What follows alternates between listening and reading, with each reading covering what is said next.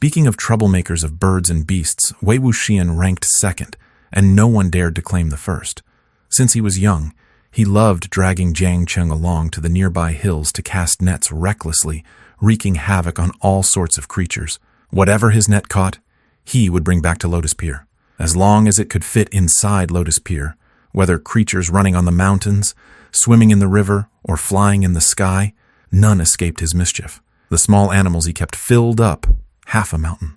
Sometimes they were common prey like pheasants, deer, foxes, temporarily caged before becoming the family's meal. Other times they were small animals like monkeys, smelly but harmless.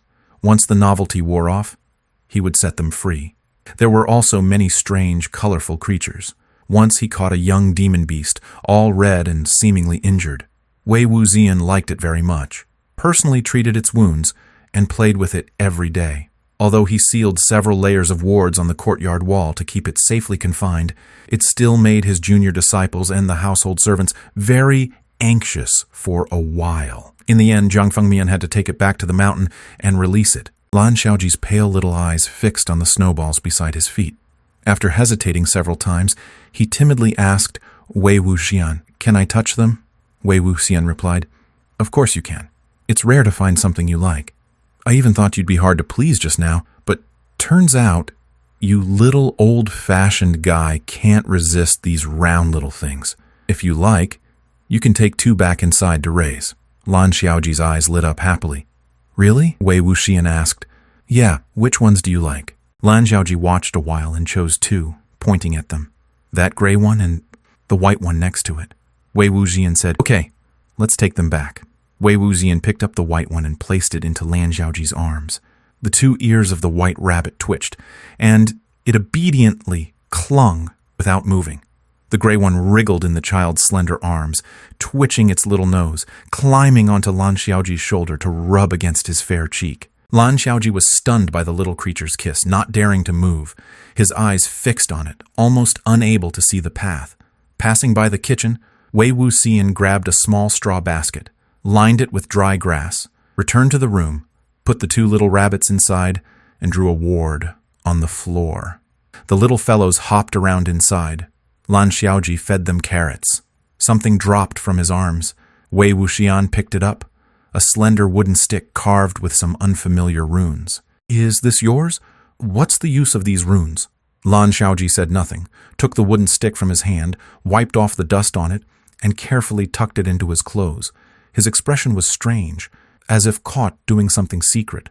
He pressed his lips and glanced at Wei Wuxian from the corner of his eyes, afraid he might tell the elders. Wei Wuxian opened his mouth, realizing where that strange feeling in his heart came from. He had known Lan Wangji for so long and had never seen him do anything against the family rules. Now, with this hesitant expression as if he wanted to say something but held back, wasn't it exactly like someone caught doing something wrong? Wei Wuxian grinned mischievously. "Speak up, Lan Zhan. What is this? Did you steal this stick? Or carve it secretly?" Lan Xiaoji still said nothing, his pale face holding back a breath. Wei Wuxian felt curious, but then thought, Lan Wangji obviously didn't want to admit wrongdoing but couldn't lie either.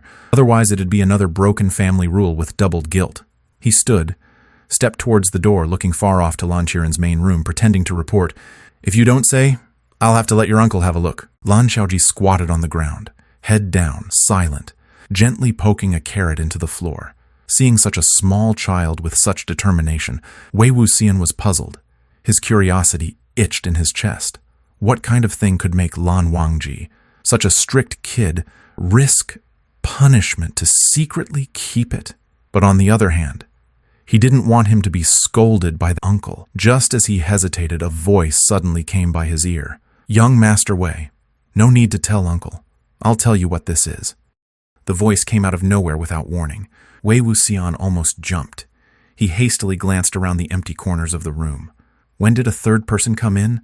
Lan Xiaoji, squatting by the rabbits, took off a small jade token from his waist. He glanced at it and nervously covered it with his hands, wanting to block the glowing blue light from it. "Elder brother, don't tell him." Wei Wuxian exclaimed, "Zhe Wujun? That token's always on? You've been listening to us this whole time?" It turned out that during the time he was with Lan Wangji, Wei Wuxian had been secretly listening in through the past jade token. Although Wei Wuxian didn't think much of it, he was still startled when he found out.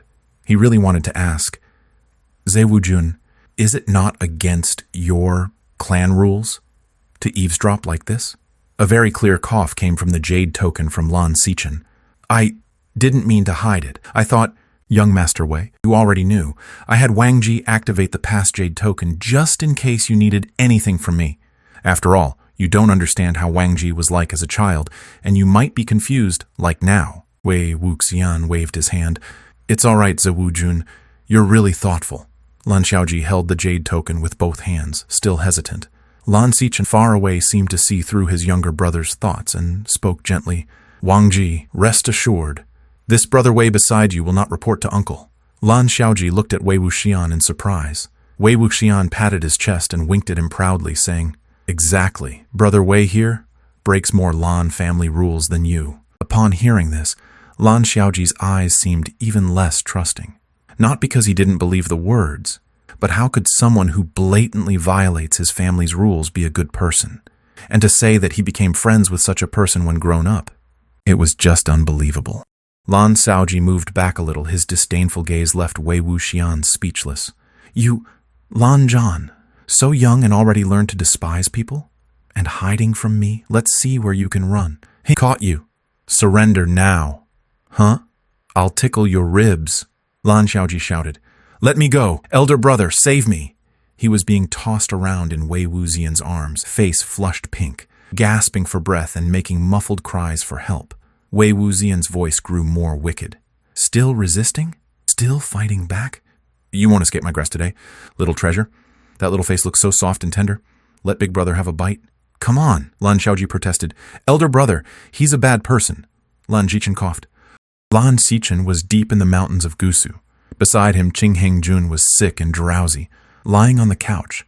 He only heard his younger son being bullied, which instantly agitated him. With shaky hands, he pushed the covers aside and tried to get up despite his illness. Lan Qiren quickly held him down and comforted him softly. The maid beside him was startled and hurried to cover him up again. Qing Hengjun had a slight fever and was not fully conscious. Upon recognizing his youngest son's voice, he murmured, Wangji, who's bullying you? Father is coming. The blue light of the jade token flickered. The voices on both sides were connected. When Wei Wuxian heard the commotion, he knew trouble was brewing and immediately stopped causing a scene. In Lan Wangji's memory, his secluded, reclusive father was usually healthy without illness. It was his mother who often had small ailments. The most important virtue was filial piety. Regardless of the Lan family's rules, none dared to break this principle. If Madame Lan was seriously ill, Lan Wangji and Lan Qiren would be granted special permission to visit her and serve her in small ways. Lan Wangji was a child who seldom expressed his emotions. When his mother was sick, he was never seen crying. When she recovered, he didn't show much joy either. As he grew older, Madame Lan's health worsened day by day. One spring in particular, she suffered from a lingering illness that lasted for several months. Lan Qiren feared the disease would infect the two brothers, so the visits were stopped. One day, little Lan Wangji asked his slightly older brother, Lan Qiren, why they could only see their mother once a month. This rule was set since they became aware of things. When young, they thought all parents and children were like this. But as they grew older, they realized it was quite unusual. At that time, Lan Qiren already knew some things from scattered words of elders and vaguely understood that their mother had committed a serious crime. To protect her, their father was confined to house arrest. But what crime their mother had committed and why was never spoken about in front of the children, and they had no way to inquire. Unable to explain to Lan Wangji, Lan Qiren made up a reason, because mother loves us so much. When she sees us, she wants to feed us delicious food and always wants us to stay overnight. But we're still little. Kids can't stay with mother all the time or always be held by her when sleeping. Otherwise, spoiling us too much will break the rules. When we grow up, we'll be spoiled and useless nobles. So we need strict discipline like uncle. Only then can we have a promising future. Lan Wangji listened quietly.